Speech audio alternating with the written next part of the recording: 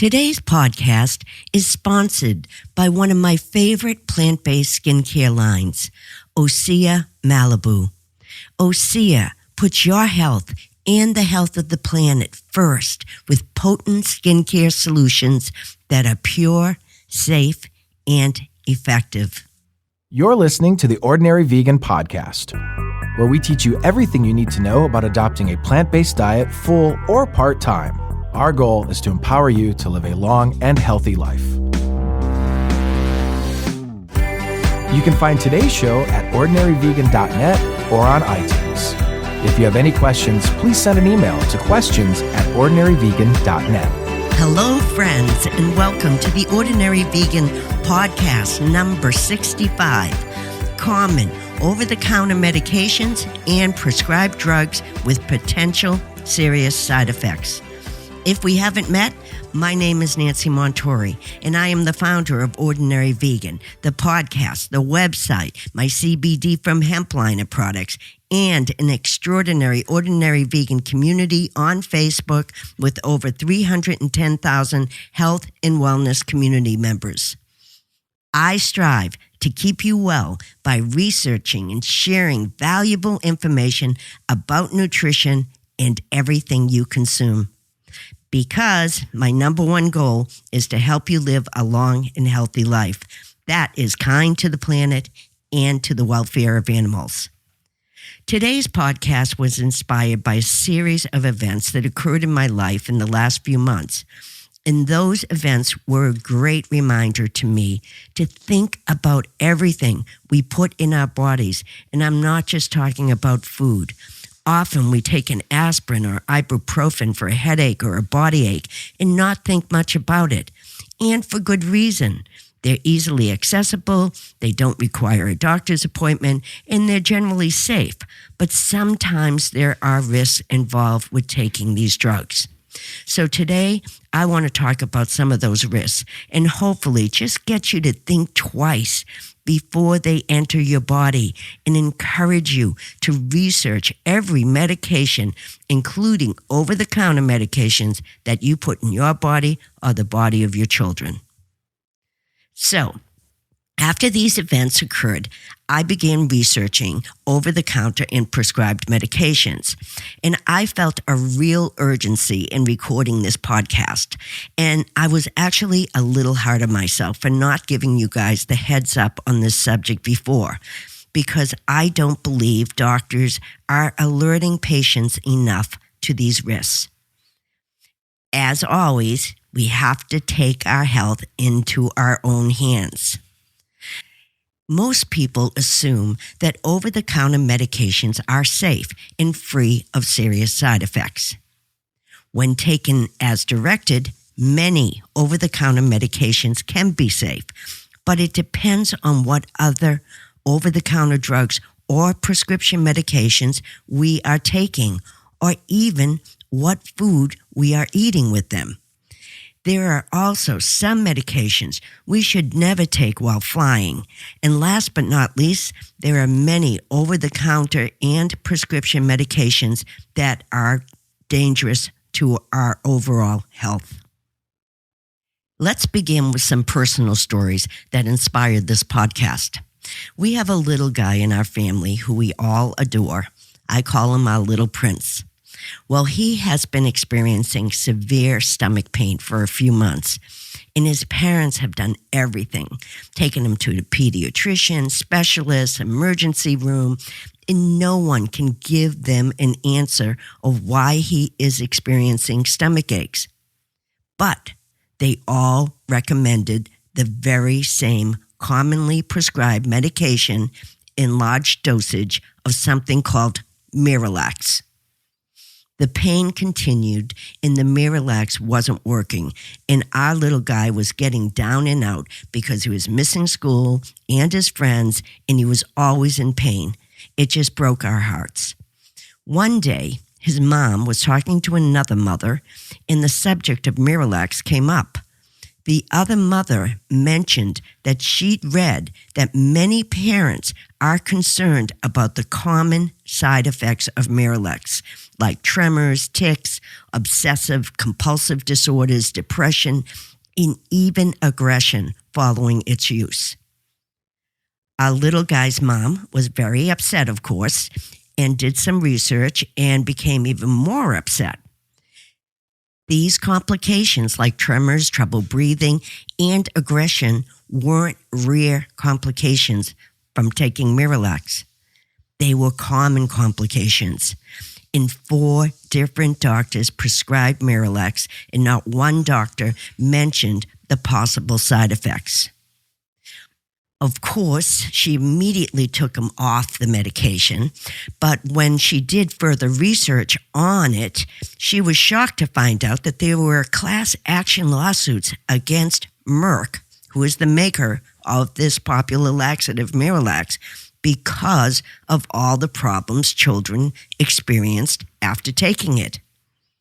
At any rate, even with all the lawsuits, all the complaints from parents to the FDA, all the thousands of parents in groups saying Miralax caused aggression, depression, and other symptoms, it is still on the market and being recommended by some of the best doctors Los Angeles has to offer, without any warning. That's what's very disappointing. Doctors should know everything about what they are prescribing and at least give parents the heads up just in case they see any of these symptoms. Many people believe it is the PEG 3350 in Miralax and many other laxatives that is causing the problems. And though the exact connection between PEG 3350 and the serious side effects is still unknown, some pediatric doctors are saying it has to do with nerve cells and muscles that control bowel function, are also connected to neurobehavioral syndromes like Tourette's syndrome, anxiety, and depression. This medication may not affect all children the same way, but I just wish one of those doctors who had prescribed the medication had at least mentioned those side effects so that his mom and dad could have made a more informed decision. But it seems like most doctors just want the patient in and out. The other incident involved one of my best friends in a prescribed medication called Xanax.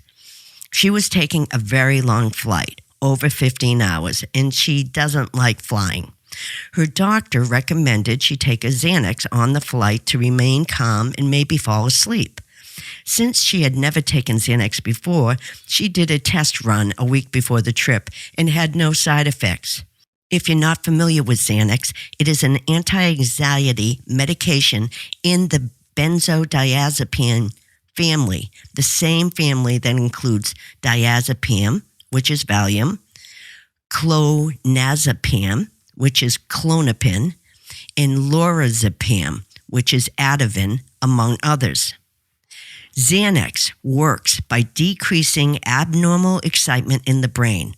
It is also supposed to boost the effects of a natural chemical made in the brain known as GABA, which stands for gamma-aminobutyric acid.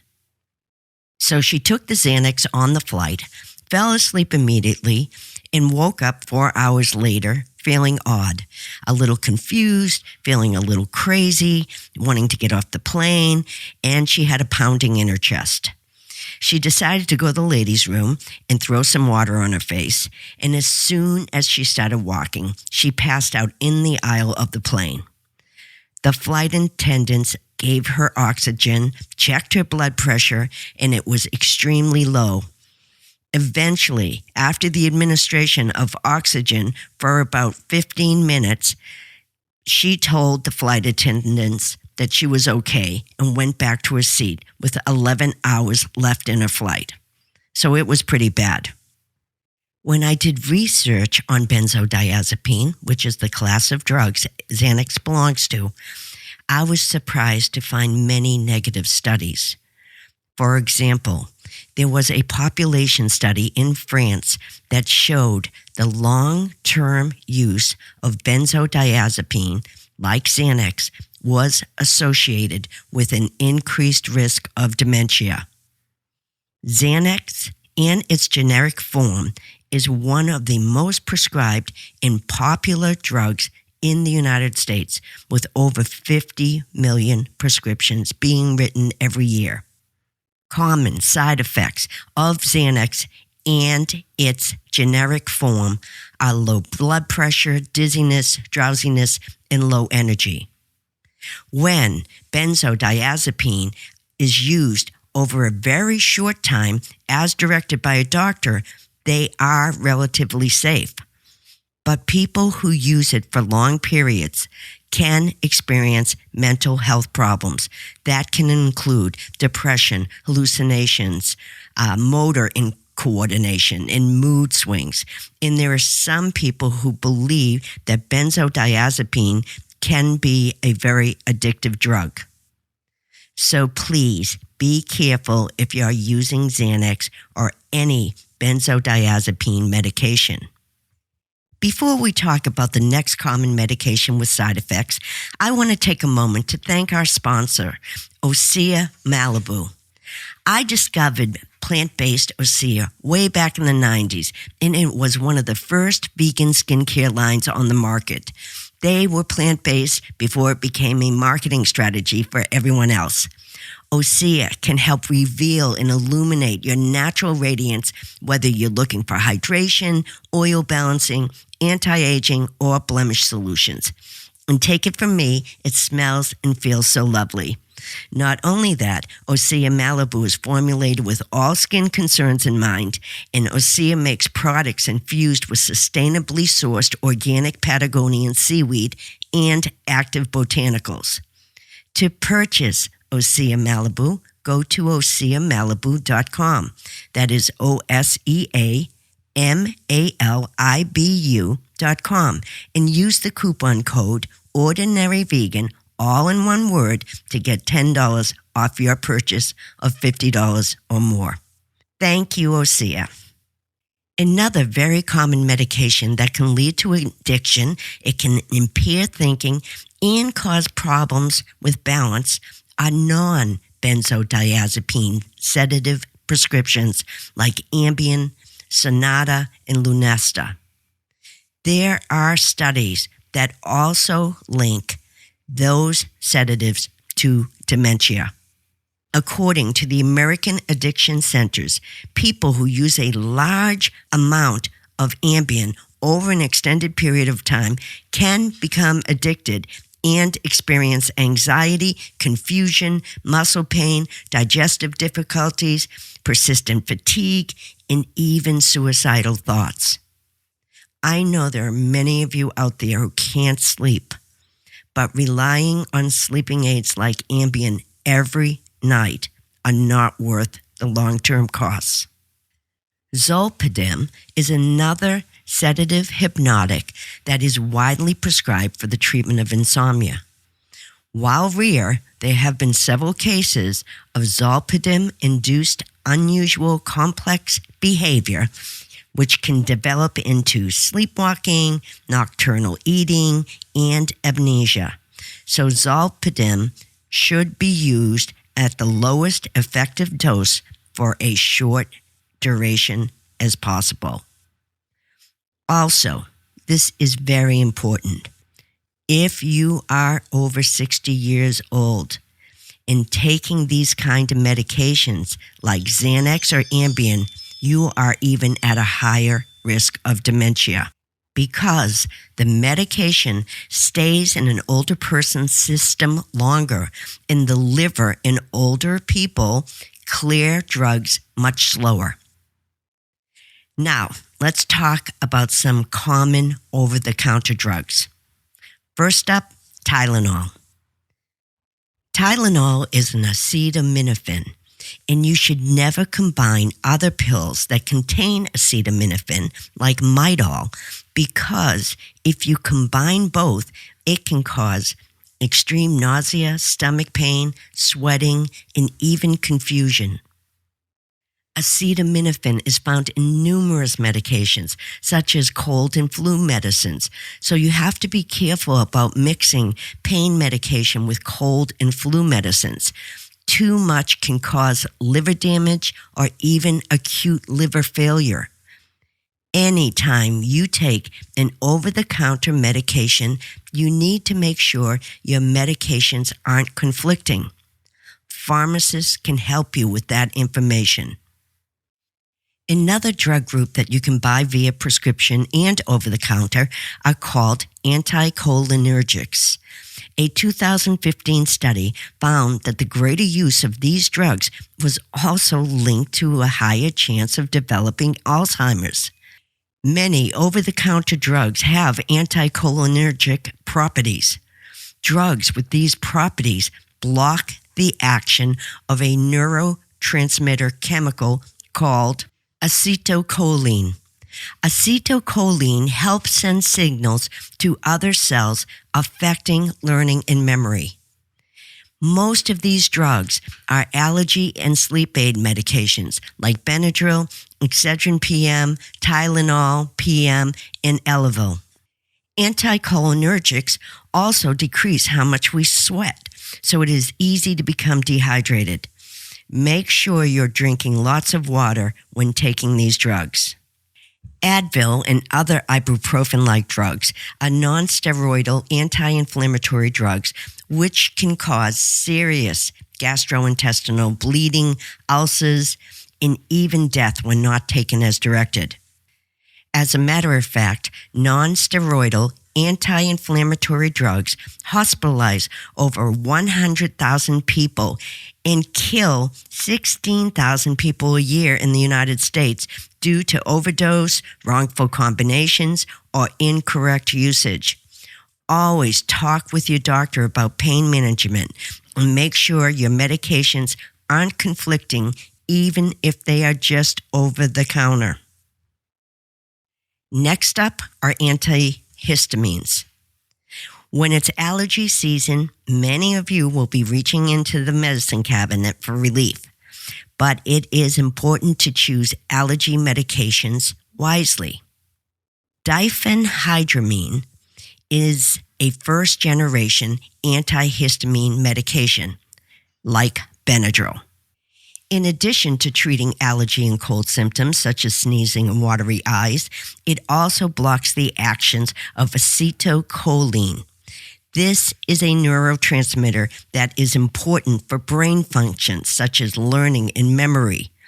And antihistamines like Benadryl can cause significant drowsiness, so please be careful driving cars or operating machinery. In July 2019, a study was published in the Journal of American Medical Association, and researchers offered compelling evidence of a link between long-term use of medications like Benadryl to dementia. Studies have also shown poorer school performance in children treated with antihistamines. There are safer alternatives. One is called desloratadine, also known as Clarinex, and loratadine, also known as Claritin. Studies have shown that patients taking these reported less side effects. So, especially if you are older and have concerns about brain health, consider an allergy medication other than diphenhydramine. Also, several medicines don't interact well with food. For example, grapefruit. While grapefruit is a nutritious fruit, there is a potential for bad drug interactions. Interactions with grapefruit can occur with medications that lower cholesterol like statins or treat high blood pressure, and even medications that fight cancer. Dairy products such as milk and cheese can interfere with certain medications, including antibiotics and tetracycline. Pickled, cured, or fermented foods contain tyramine, which has been associated with a dangerous increase in blood pressure in patients taking monoamine oxidase inhibitors, which are antidepressants, or certain medications for Parkinson's disease. Vitamin K-rich foods like kale, spinach, and leafy greens can interfere with patients taking something called warfarin. Warfarin is an anticoagulant, and vitamin K can prevent the drug from working. Last but not least, alcohol. You should always be wary of mixing any medication with alcohol because there could be serious complications. With all that said, please always take a few minutes and check with your pharmacist or doctor to confirm any interactions with medications you are taking. I may have mentioned this before, but I also wanted to mention it again, that most over-the-counter capsules you may take, even vitamin capsules, could contain gelatin. Many people ask me why I say my CBD capsules are vegan, because it's an all hemp, plant-based. But the truth is, there are very few CBD companies that have capsules that don't include the animal ingredient gelatin. Gelatin is a protein obtained by boiling the skin and bones of animals like cows and pigs. Gelatin is used in candies, marshmallow, ice cream, yogurt, for clearing wines, and even in shampoos and face masks. So always check to make sure gelatin is not included in your over-the-counter medication. That is it for today's podcast. Thank you so much for being here, and I hope some of this information I provided you today helps you live a long and safe life. You can find today's show notes at ordinaryvegan.net. You can also find all my CBD products made from hemp at ordinaryvegan.net/shop. Please remember to go to asiamalibu.com and check out their plant-based beauty products and use coupon code OrdinaryVegan, all one word, for $10 off your purchase of $50 or more. If you get a chance, please write a review in iTunes and Spotify. The more reviews we receive, the more opportunity we get to spread the plant-based message. Sharing is caring. My number one goal is to help you live a long and high-quality life, and I hope today's podcast information increases your odds of achieving that. Thanks for listening. Till next time. Thanks for joining our plant-based community today. Together, we can accomplish great things. Please subscribe so you don't miss any of Ordinary Vegan's recipes and plant-based tips. If you have any questions or feedback, email us at questions@ordinaryvegan.net. Until next time.